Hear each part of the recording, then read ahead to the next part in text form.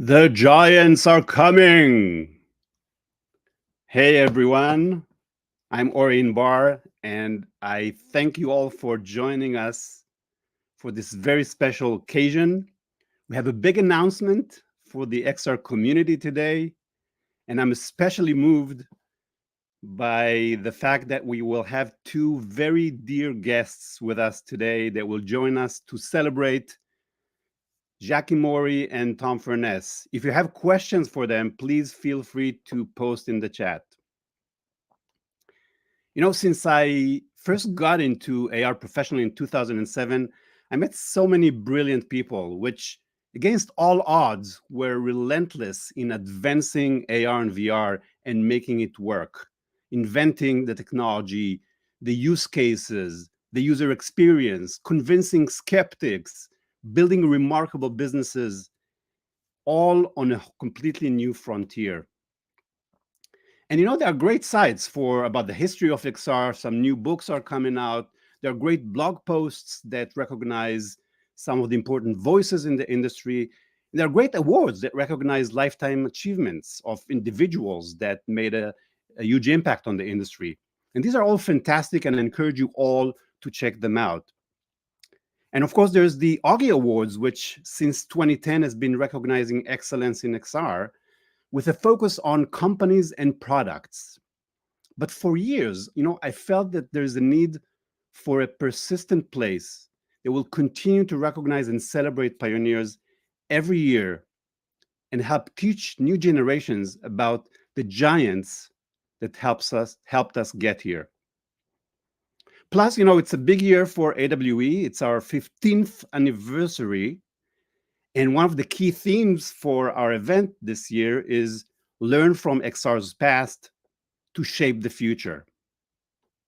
So, ladies and gentlemen, XR friends, I am proud to announce today a new institution. Welcome to the inauguration of the XR Hall of Fame.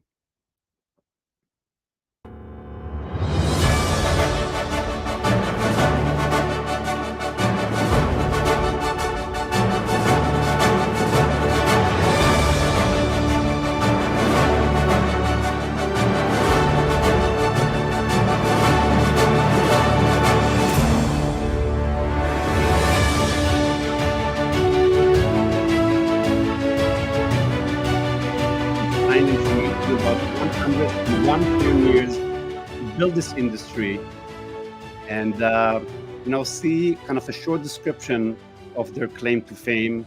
Just go to awxr.com/Hall of Fame, and you can check it out yourself. So the website is now public. The Hall of Fame is public, and you're all invited to check them out. Let's put the website on so I can show you a bit how to play with it. So yeah, they're all here, starting from back in the 60s and going all the way to about 2015. So it's kind of the first 50 years of the industry. And, since there's really a lot of people here, here are some fun ways to kind of slice it and search for interesting things. So, for example, you want to see who are some of the pioneers in haptics. Just type it and quickly get a list of these three wonderful people. Or how many people actually were involved in NASA on this list? That's actually pretty incredible, these 5 people. Or how about enterprise? Some of the leaders in enterprise. Here you go. You have some of these folks, from advocates to developers to super end users. They're all here. So this is just to give you a bit of a sense of how to enjoy this list and learn about it. All right, and of course, this is intended to serve as an opportunity to learn about the XR history directly from these pioneers who actually built it, because we're all standing on the shoulders of these giants. And of course, we're not stopping here. Everyone is invited to nominate pioneers for future years ceremonies. There's a link right there, and you can just submit your preferred pioneer, give some information about it, and it will be taken into consideration. So before we introduce our amazing guests today, just a few words about how this list was created. Well, it's been a passion project of mine and the AWE team for the past 15 years. We've seen so many of these pioneers in action, and doing the research of creating this list, I personally learned a whole lot more than I thought I knew. And I'm really thankful for the dozens of pioneers on this list that actually helped me and the team scrutinize this initial list and come up with the final 101. By the way, all pioneers had a chance to a quick preview of their pages. So thank you all for your feedback. And I want to acknowledge and thank AWE's Sam Sprague for relentlessly researching and attempting to really summarize lifetime of work into 100-word descriptions that really captured the essence of why they were chosen to be in the XR Hall of Fame. And also many thanks to the AWE team's support in making this institution come to life with Nathan Browser, Sonia Haskins, Jetta, and really everyone on the team. I also want to extend special thanks to some of the pioneers on this list who went out of their way to really go over every single name and description on this list and really make sure that it's accurate. So thanks go to Avi Barziv, to Mark Billinghurst, of course, to our collective grandpa, Tom Furness, and many others. And above all, huge thanks to Jackie Morey, who helped uncover many women pioneers that were sort of hidden figures. And now they're on the list, and we can all learn about what they contributed and their history. So now, put your hands together for the incredible VR pioneer for the past 4 decades, Jackie Morey. Give it up. Hey, Jackie, how are you? How are you doing? I'm doing great. This is a really wonderful day. It's great to have these people out there being acknowledged and where people can actually find them and they're accessible and archived now so that people are more familiar with them. Fantastic. Yeah, and again, once again, thank you for your incredible help. We couldn't have done it without you. So I want to ask you first, when you heard about this idea for the first time, the Hall of Fame, what was your first reaction? What kind of went through your head? The first reaction was, how are you going to get all the right people? Because you've limited it to 100, and we know there are a lot more. So Yes. I realize you have to start with a certain amount, but the idea that we're going to start putting these people out there for their histories was just wonderful. I think it's been long overdue, and I'm really excited to see this year, next year, and the year after how we start bringing all these people together so that, yes, people should know the rich history, and a lot of them don't, because many of the people that started this work didn't go out there and present themselves. They just had their nose to the grindstone doing things that had never been done before. So having the names out there is really great. Yeah, we'll definitely try to address the fact that, how come you can select only 100 people when there are so many more that contributed? Because, by definition, when you create a list, you leave some people off the list. But again, it doesn't mean that we can't add them in future years. I mean, that's right. The idea. So how many people actually did you know on the list when you first saw it? I knew more than half. But then there were that other part. I didn't know some of those people. At least we all learn from this list. I mean, I learned a ton. I can definitely admit. And you, like I said, you uncovered so many women that were major contributors in the early days and up until today. So I wanted to ask you, how come many of them are unknown, or at least, not in the public conversation in the XR community? Well, I think there are two reasons for that. One is there really hasn't been a place um, to kind of celebrate them in any way. Many of them have gone on to other industries, and their contributions were kind of buried. We didn't have a big interest in the history till recently, so I think the fact that they didn't put themselves out there, their work is really important, and it's now up to us to celebrate them and get that information out there so that people really see what was going on in the early days. And there were a ton of women involved. Yeah, I feel like this work is long overdue, but it's better now. um, so I want to hear more about kind of the early days and some of your epiphanies from back then. But first, let's bring up our second incredible guest. Give it up to our collective VR grandpa of VR. Give it up for the wonderful Tom Furness. Wow. Hello, Thank Tom. you, guys. I don't know how wonderful I am, but it's great to be with you guys that I really love a lot. Here, you even got these laurels, so you Yeah, can whoa. feel celebrated. Look at that. Maybe now my grandkids will give me some respect, huh? Of course, That's awesome, now Tom. sometimes the so-called grandfather of VR have lots of grandkids, right? At least 100 out there we know about. Absolutely. So, 101. same question for you, Tom. When you first heard about this idea, what was your initial reaction? Oh, fantastic. I think that I agree with Jackie that there have been a lot of people involved in developing this whole industry and community, and wonderful, wonderful people who've given their energy, their intellectual and spiritual energy in doing this.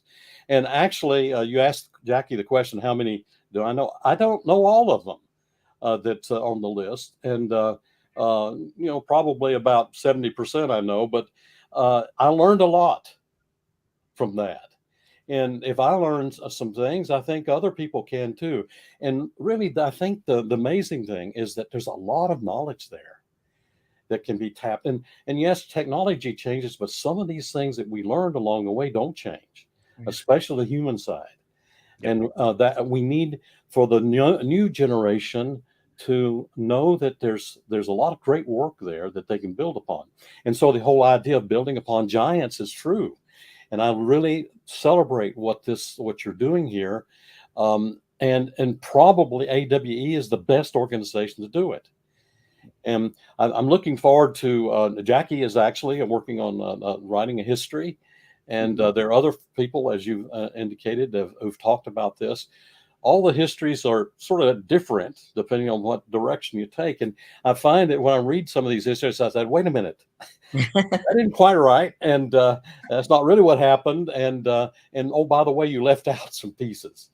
So I think this is the way to do it, because especially if it's a living thing, that it's not just, one and done. It's going to be something that is going to be built upon. And yes, there are people that are not on the list that probably need to be on the list eventually, and we'll make sure of that. And also opening this up to the world, we'll find out other folks. And so we're growing our family. So thank you for that, helping to happen. Thank you, Tom, for the vote of confidence in AWE and what we're doing. It feels like it's our duty to help support this. But like you said, it's kind of a starting point. And the next question for both of you is, how do you think we should use this resource, and what can we build on top of it to keep learning more about the history and recognizing and celebrating it? One of the things I would like to see with this, Ori, is a visualization of the connections amongst the people, where they came from, how many people did Autodesk birth for the VR industry in 1980, in the mid 1980s? Where did they go? I know some went to the HIT lab, some went here, some went there.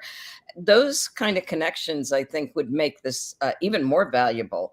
And that sort of genealogy of where people come from. So I think this is a start that we're going to be able to build on and have lots of really interesting things. And I think that that is going to give us new insights into this history of this medium. I love that. You know, one of the ideas is to, as a first next step, is to add the references to each one of the Mhm.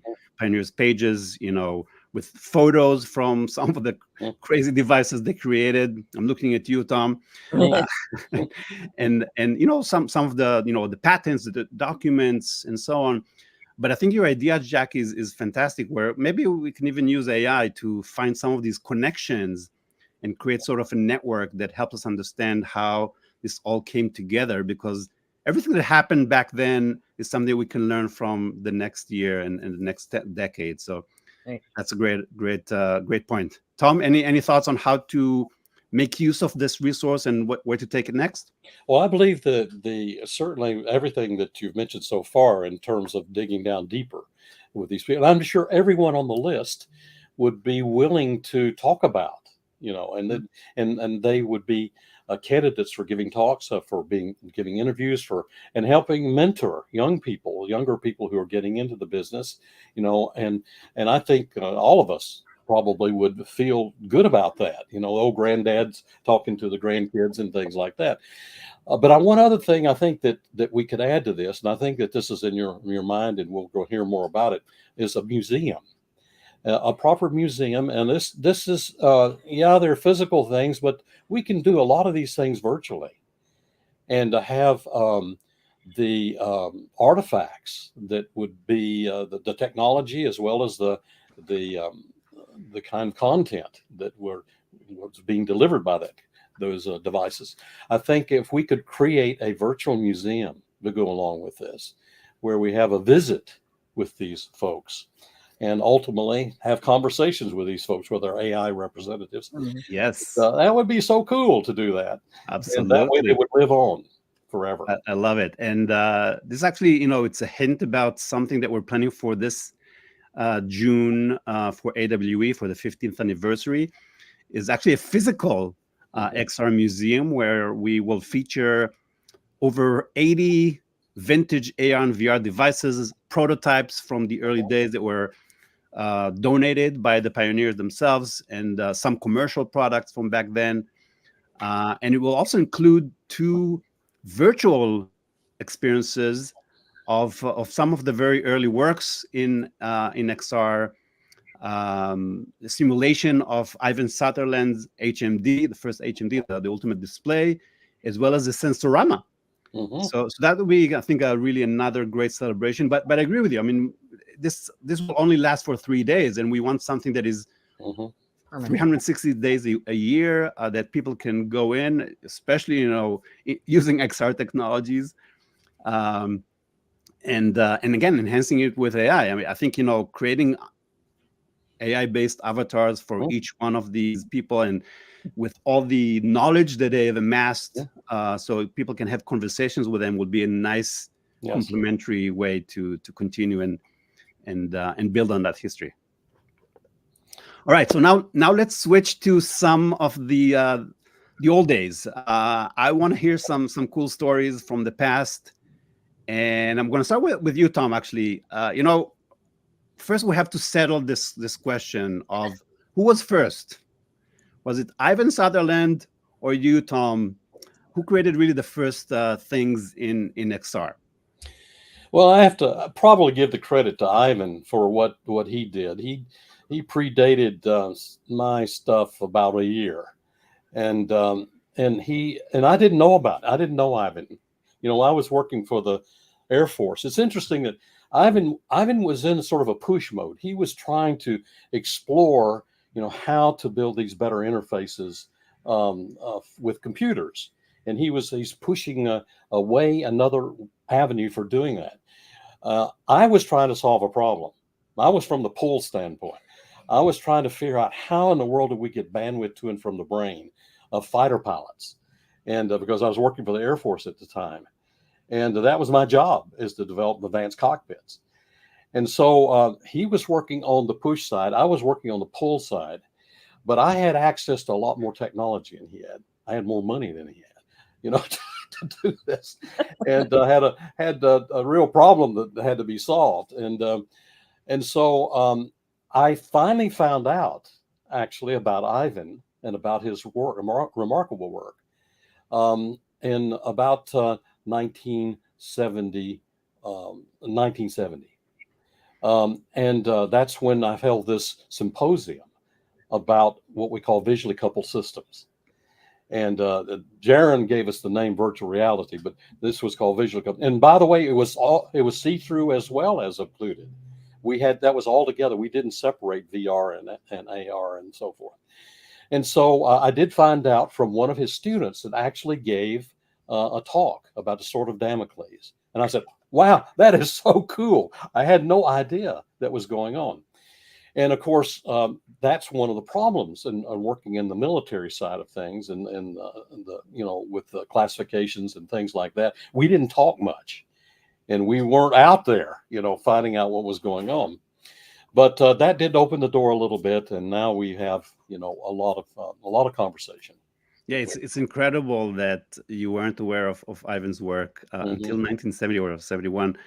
And I think, you would agree that today it's a lot more open, things are much more public, people share more. And but when we talked in the prep discussion, you mentioned that it felt like a lot of things are happening at the same time around the world, kind of sort of disconnected, but yes, connected in some way. So tell me about that part. Well, I think that happens a lot. It's sort of like, Rupert Sheldrake has a name for that. He calls it morphic resonance. That there's sort of something in the universe that starts vibrating, and a lot of and several people pick up at the same time. For example, the original invention of the airplane. Who was that? And there were several guys working on this apparently at the same time. The Wright brothers get the credit, but there are other guys especially in England that said, "Wait a minute, no, we did it first." And the electric light bulb, and things like that. So it's not that, and that's sort of indicative of the fact that we are a community, and they're not necessarily, and a lot of things are happening and boiling, and so then these things get connected. And then it becomes even better. You also mentioned that AR and VR were not really separated. Actually, those terms did not exist at the time. No. So how did people even refer to that whole idea? No, that's right.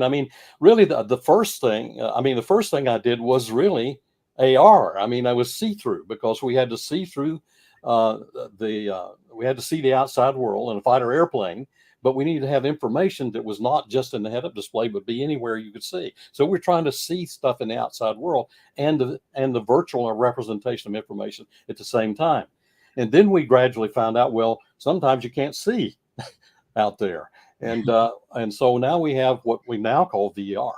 And then also you can simulate for training purposes and things like that using VR rather than AR. And my bug that ate Dayton, my Darth Vader helmet, really was a see-through helmet as well as a VR helmet. So it was built to be able to actually take into the air. Not that it would ever get in the air, but nevertheless, that was the idea. Yeah. Jackie, you got into VR in the 80s. What was it like back then? And what was kind of your trigger to really get into it and spend the next 4 decades in it? Well, I had been working for at least a decade in computer graphics and animation. And I did my fine art master's thesis using an Apple II computer to create visuals that I combined in the darkroom with more photographic elements. And that led me to say, well, how do these computers work? So I ended up getting a master's in computer science. So I really understand how they worked, and I learned to program them and do animations. But in the world of the 3D modeling, I wanted to make things that people could actually go inside. So when I heard about VR in the mid 80s, I was like, I'm going to find a way to work in this. And I found a lab in Orlando, Florida, the Visual Systems Lab that was part of the Institute for Simulation and Training. And I just kind of stood there until they hired me. And they did hire me on a couple of really amazing projects. My first job with them was in 1989, and it was working with the Army research scientists Whitmer and Singer. And they were the ones that made that first presence questionnaire some years later. But we were doing very basic perceptual studies. You know, VR had been out for 5 years or so. People were using these headsets. And some of the studies we did was to see what your visual acuity was in these headsets of the day. Well, you can imagine it was not very good. We put eye charts inside the VR worlds and nobody could read them. Color was a little better, but your visual acuity was 2200. So everybody was legally blind in those early headsets. We did some wayfinding studies that were much more practical, and we proved that VR was as good a kind of a working towards seeing what a building was like as it was doing it physically, and much better than just showing photographs. So we did all these kind of very foundational things, and that was my day job.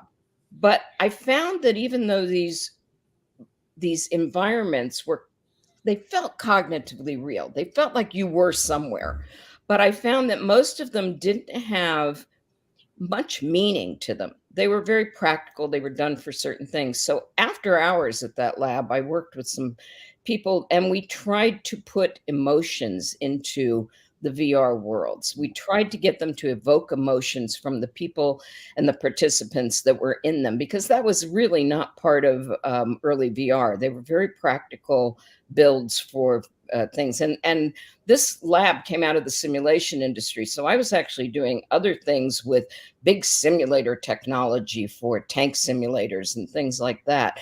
But after hours, I was able to take my real interests in how it affects us as humans and do some work in that. So we did a series of virtual reality environments, each one that was designed to evoke a different emotional response.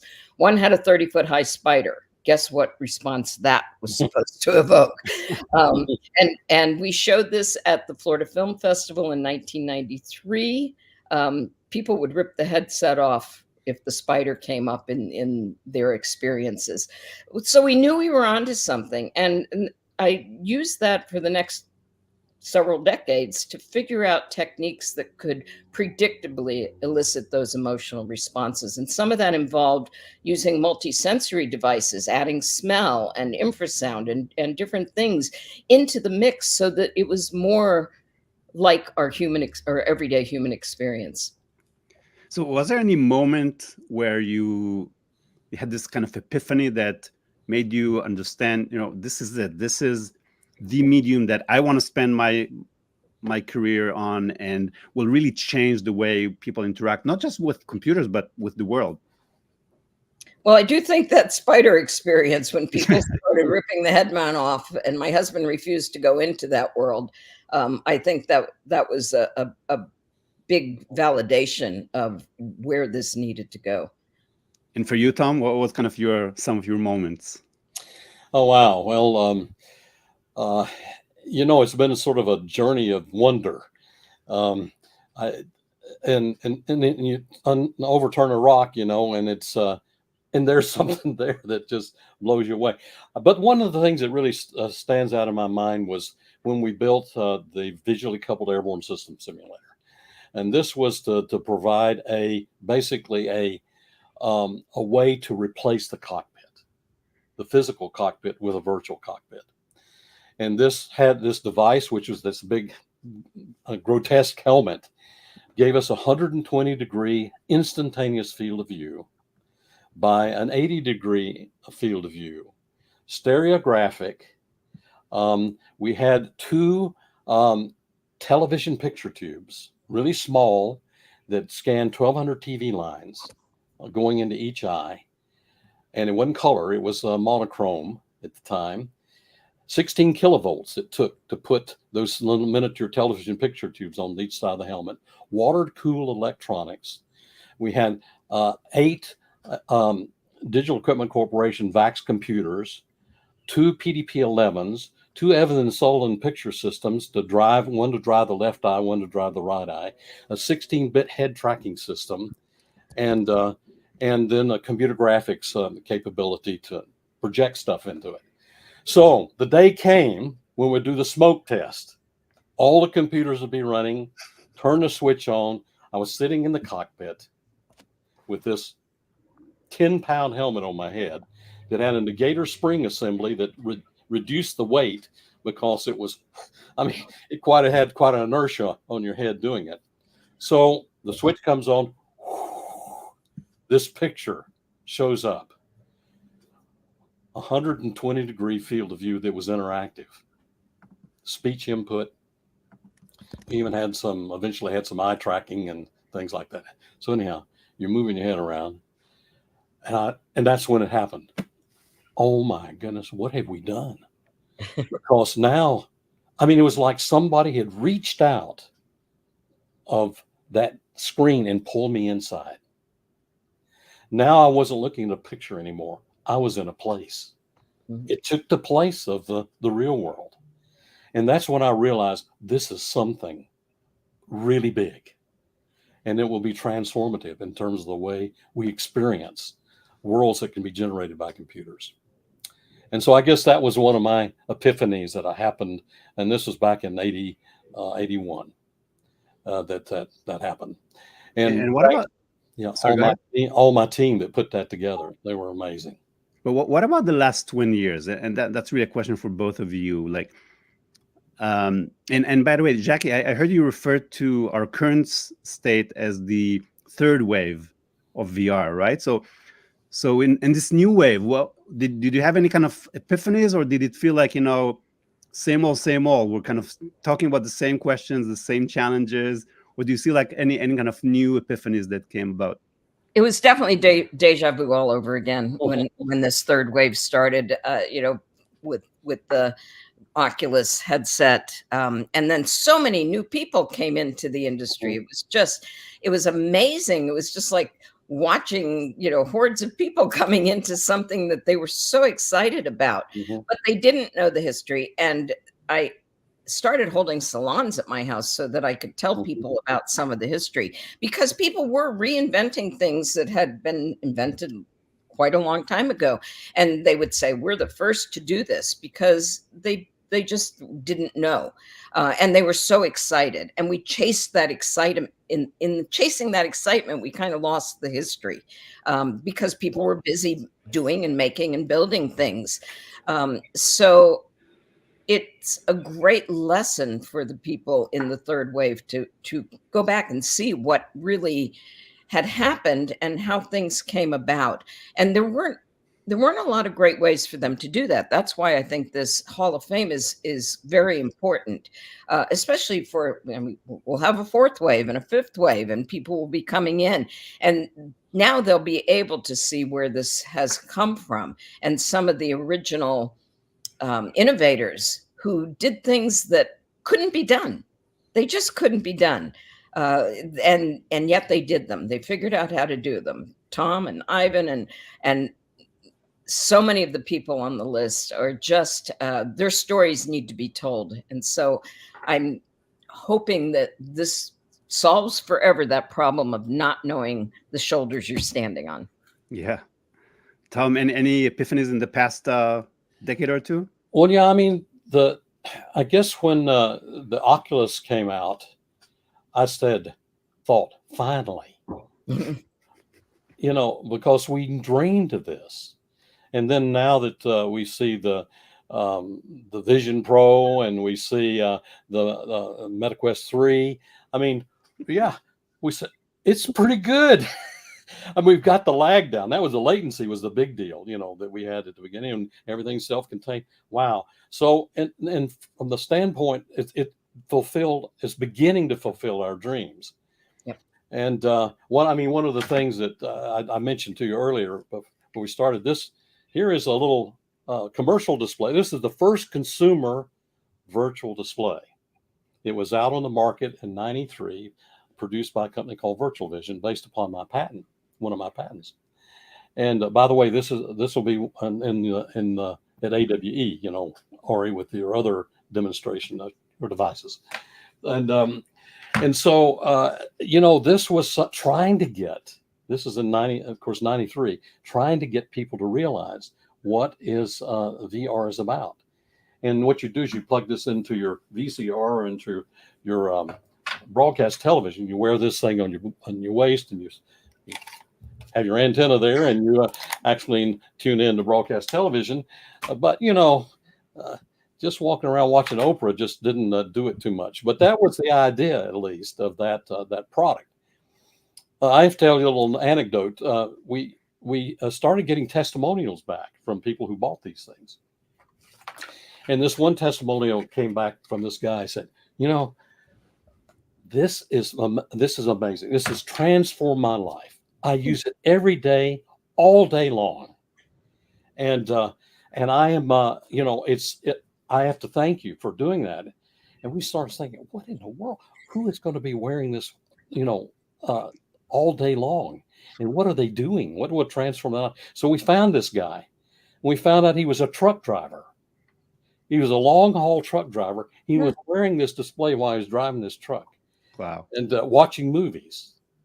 And we thought, oh no, we, we never anticipated that side of the problem. So then all the lawyers get involved, and saying, oh no, don't be moving, don't be driving anything while you're wearing these at the time. Anyhow, those are some of the kind of stories that came out with in the early days.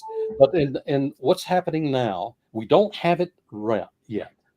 We don't have the ideal vehicle representation vehicle yet.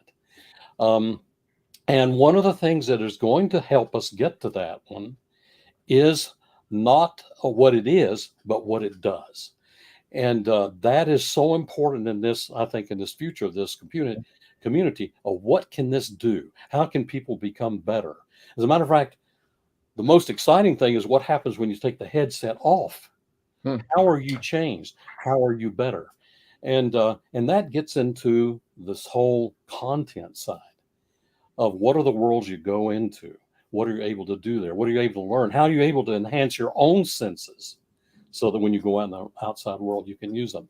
So I think that's to me, that's really sort of the direction where we are taking now. We're sort of switching from the delivery mechanism to what's in the delivery mechanism, the message in the medium. And that's a great segue to my next question to both. You've had incredible accomplishments in XR the past decades, very rich history, but it looks like you actually have a lot of big plans for the future. So I'd like to hear more about that. Jackie, what about you? Well, I'm working on several big projects, but the big one is the 2-volume set of History of VR that I'm working on. So I put in the proposal to the publisher, and they said, well, it's too long. And I said, well, it's not going to be shorter. And they said, no, we want 2 volumes. And and I said, I can do that. And so that'll be a history mostly told through the eyes of the people that were working that time. So it'll be less on gear and more on the human stories of the people that were doing amazing things that maybe people don't know about. So I've got 100 interviews scheduled, or some of them are already in the can. And what the publisher has agreed to do is have a website that hopefully we can connect to the XR Hall of Fame website, which will have transcripts of every one of these interviews. And these interviews are running 1 hour to 2 hours. And then people say, could we talk again? So the edited interviews will be reviewed by the people, and then they will be out there for people to see. So that one's taking up all of my extra hours. And but it's just delightful to hear these stories and to know what people did, and especially with the women, because, so many of the women were not only doing this amazing work, but they were having families, and they were just doing all of this stuff. And it was just part of the day for them. We have dinner every night in my office. Well, okay. That's really cool. So I think the way that they were able to balance things and contribute so much is going to be part of the stuff that this book uncovers. So that's one of my big projects. Really, really appreciate that you're taking on this job. No one is more qualified than you to take this on. Thank you. Tom, what about you? What are some of your plans? Well, I'm trying to take things from the view of a 12-year-old. I mean, I just had my 81st birthday, and Congrats. yeah, well, as Jackie's heard me say lots, I decided in my head, was 18, but now I'm saying that's way too old. I'm striving for 12, because 12, you don't worry about the future, you don't worry about the past, you just play, right? You just in the present. And so as I look in the present, I see, where we need to go with this, and going back to the past, building the future on the past. I look back in my super cockpit. That was one of the things that I'd orchestrated, this whole concept of super cockpit, a cockpit that you wear, and I had a major program in the Air Force working on this. And one of the things in our plans, if you look at my slides, my view graphs that I used at the time, this had in it artificial intelligence. And we had R2D2. This is before R2D2 actually came out, actually. And we had this basically this black box that would be watching you and helping you.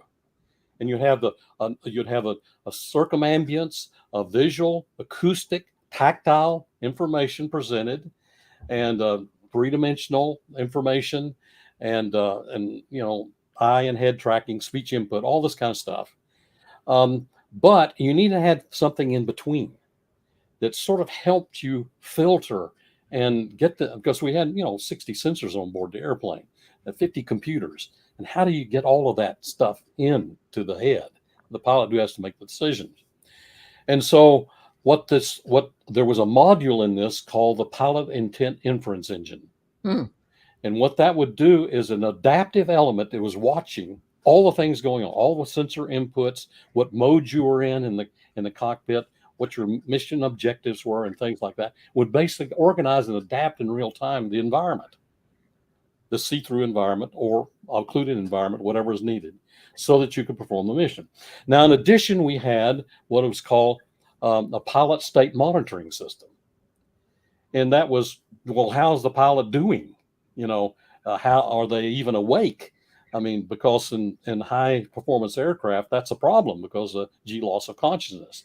You pull G's and you could black out. And especially if you're in a lot of air-to-air combat kind of situations.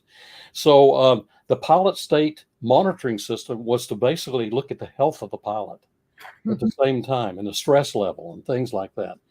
So this was all in the original super cockpit plan. Well, now fast forward to where we are today. And I realize when I look at what we have, the metaverse, XR, AI, I'm saying, wait a minute, we need a super cockpit for the mind. What we need is something that goes between us and the metaverse out there that helps us take advantage of who we are, what we're trying to achieve, and adapts this and filters this and helps us get there, and also helps help keep us remembering where we've been in this journey, so we can go back and build these basically a method of loci, these memory palaces that we stream along as we go into this world. And so that's what I'm going to talk about actually in AWE coming up. Is the title is We Need a Super Cockpit for the Mind. And I want to talk about that. What will be the elements of that super cockpit? And let's get on with it and do it. That's a must-attend session at AWE for sure. And Jackie, what's your talk planned for AWE this year? Well, mine is called Formidable Female Creators. And in 20 minutes, I will try to introduce some of those original female creators from all kinds of aspects, not just, making an experience, but how there were so many ways that people contributed back in those days. So some of them are not even in your list yet. but Oh, okay. those stories will be inspiring to the audience and bring that information out so that these people are known more. That's fantastic. These are two talks out of a collection of history talks planned for AWE. And now you can see the agenda. Let's see if I can do this. So, if you go to the agenda, AWE this year, and just type history, you'll get the list of all the history talks. And it's pretty much in every track. You'll see some of the pioneers and folks that have been around for quite a while talk about history from different perspectives. So you can really get a sense of that rich history, learn from it. And then also about the future, so some of the talks kind of look at the past and infer into the future. There's a talk about, the future in 2040. What will happen back then? How will XR be used? So that's fascinating to see at the event. Speaking of AWE, let's kind of remove that agenda. We have another thing that I kind of briefly mentioned before, the XR Museum. So that's another opportunity to really sort of get into a time tunnel and learn about the history of XR. And of course, we will use the 3 days of the event to celebrate these pioneers. Each one of you that will be attending will get this very cool pin. Mm. Yeah. Whoa. The XR Hall of Fame. Mm-hmm. I just got it from the manufacturer. It's still hot from the press. And that's how we can all recognize you. So far, we have confirmation for about 50 out of the 101 pioneers. That's amazing. Mm-hmm. I don't think we've ever had all of you guys in one place. So that's We have a party. We'll have a party, and during the Augie Awards, we will recognize all the products and companies that won the different categories, but we'll also spend some time with the pioneers on stage and give you your moment, the well-deserved moment. All right. So before we move on to some audience questions, please, folks, write your questions in the chat. Tom, Jackie, do you have any questions for me? Well, I do, Ari. I mean, this is you're a handsome, good guy, and so you've stuck with this for quite a while. So, what in the world got into you to get into this to begin with? In the whole thing, or the whole thing? Yeah, right back in the early days when you decided to start this AWE. Yeah, well, I mean, my first experiences were actually in the second wave in the early 90s, where I had a chance to experience some of the amazing VR headsets that were in the market back then. And I mean, I felt like this is it. I mean, this is all those 2D computers are going to go away. We'll all be interacting this way. But then, of course, there was a bit of a winter for VR. So I went on and worked on, the internet, enterprise portals, stuff like that. But in 2007, I discovered augmented reality. And it was actually by chance. I mean, I saw work by an artist called Walks, video walks, where she was working, walking with a video camera. So you can take a video camera, put the cassette that she created, and walk around in different physical locations around the world. And then you would compare the video with the actual world around you, right? So you would see kind of characters and people, and then you would look at the real world and kind of switch your attention between the video and the real world. And I thought, man, this is mind-blowing. We have to put these things together, right? And of course, did some research and discovered that there's a term called augmented reality. It's been around for, at that point, almost 2 decades. And I was blown away. It was hidden in a few labs and nobody heard about it. Mm-hmm. So it immediately became kind of my passion and my work, to try and bring it to everybody. So, 2010, we started AWE with a few other entrepreneurs to really kind of just bring together this really small community at the time.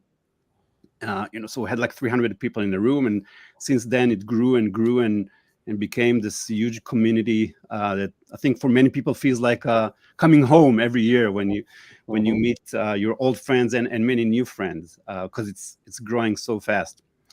So that's kind of my story. But regarding the Hall of Fame, in the past decade, I've reviewed probably thousands of startup pitches, and mentored probably hundreds of companies. And the number one failure I see in many way too often is that founders, startups lack knowledge of the startups and research that came before them, and they repeat the same mistakes. And so that's for me, that's a mission, that we have to really help people learn about the history, make it visible, accessible, and that's one of the reasons behind the Hall of Fame. And you mentioned Ben Delaney, which used to have to kind of publish a magazine about VR back in the 90s. And I saw a quote that he wrote for his book, that when he looked at the current discussions around VR, kind of the third wave, he says, I was surprised to see that many of the same questions and concerns are the same, same issues that were covered in depth in his magazine, Cyber Edge journal, back, 25 years before that. So that just kind of, I think, underscores the need to have, people like you tell these stories and become accessible to all the new generation and learn more about it. Well, thank you. Yeah, and I know that Jackie has some things too she wants to mention, but one of the things that I believe that we have, and one of the great things in this community we have, is when you put on that headset, people are transformed. It's a holy moment when you put on the headset a person for the first time, because it only takes 30 seconds. And then something happens. There's a burst that happens in your head. Oh my goodness, what does this mean? Where can we go with this? All of these kinds of things. And so that is one of the things that AWE is able to do, is bring, now a lot of people have already had headsets on, mind you, but we're all there at AWE because of that holy moment we had at one time, and realizing the potential of where we could go with it. That's cool. Jackie? All right, I got a question for you. Ooh, okay. Corey. Have any of the immersive experiences you've had ever really touched you so deeply that they made a difference in your everyday life? Can you think of any? I know this is putting you on the spot, so but I think what Tom's saying, it's a holy moment, but if it doesn't filter into your life, if it's not meaningful in some ways, then it may be good for the moment. But I think we're talking about a medium that is so transformational that I was wondering if you could point to anything that transformed your life because of this, besides just getting into the whole area. Yeah.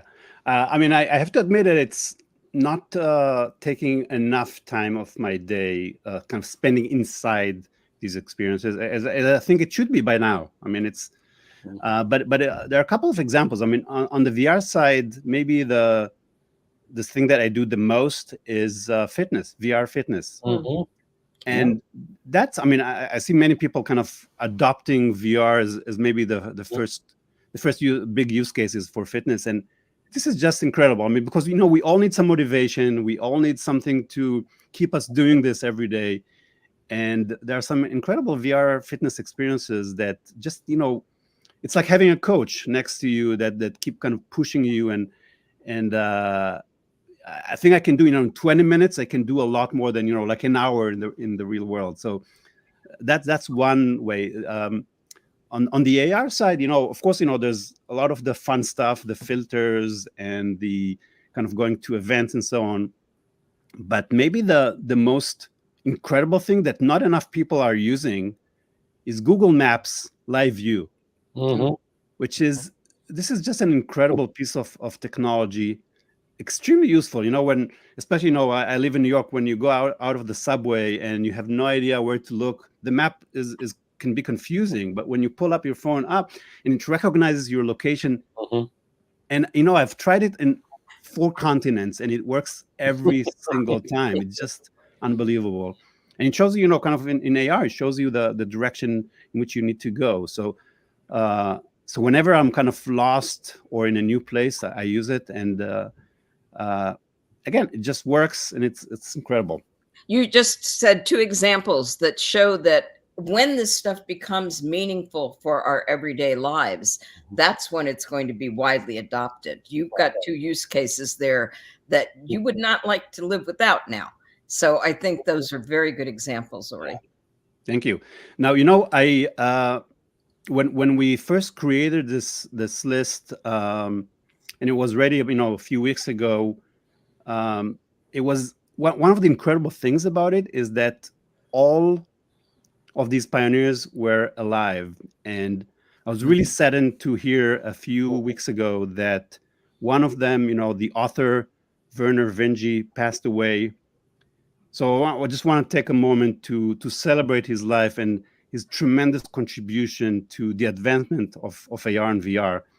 For me, his book, Hmm. Rainbow's End, was and it still is the number one inspiration for how to think about AR. He paints he writes a novel that paints a kind of a near-term future where everybody's using AR just because it's there, and it doesn't even describe exactly how it works, but how you use it, and it's extremely inspirational. I think every single person working definitely in AR should, and also in VR, should read this and kind of study some of these ideas. That I wish we could just take it and shove it into an AI system that will create a video or the movie about this book, so people can really see it in action. It's really incredible. So, um, Werner Vinge, thank you very much for everything you've done, and we miss you.